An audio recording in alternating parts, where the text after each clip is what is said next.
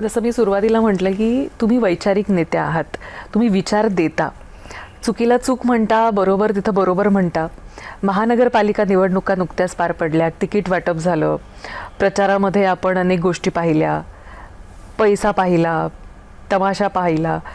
केवळ पैसेवाल्यांचा खेळ आता राजकारण झालं असं वाटतं का? पैशाचा प्रभाव वाढलेला आहे हे खरं आहे, पण फक्त पैशाने निवडणुका जिंकता येतात असं काही ठिकाणचे निवडणुकांचं स्वरूप पाहिलं तर शंका वाटायला लागते मनामध्ये.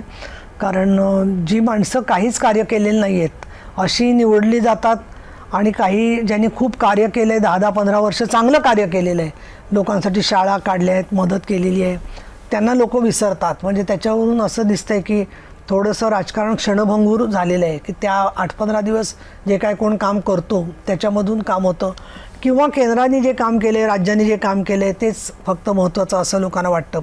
पण दुसरं मी असं म्हणेन की ठाणं आहे, कल्याण डोंबिवली आहे, इव्हन मुंबईमध्ये शेवटी इतकी अवघड लढाई असली तर त्याच्यामध्ये ते जर का चित्र आपण पाहिलं तर मला असं वाटतं की खरोखर निवडून येण्याच्या शक्यतेचा विचार करूनच पक्षांना भाग पडतं. दुसरं एक लक्षात येत नाही, बरेचसे जे इच्छुक उमेदवार असतात त्यांना असं वाटतं की मी इतका लोकप्रिय आहे किंवा मी इतकी लोकप्रिय आहे की मी नक्की निवडून येणारच, पण त्यांना आसपासचे जे लोक त्यांना मदत करतील की नाही याच्यावरती ते मौन असतात.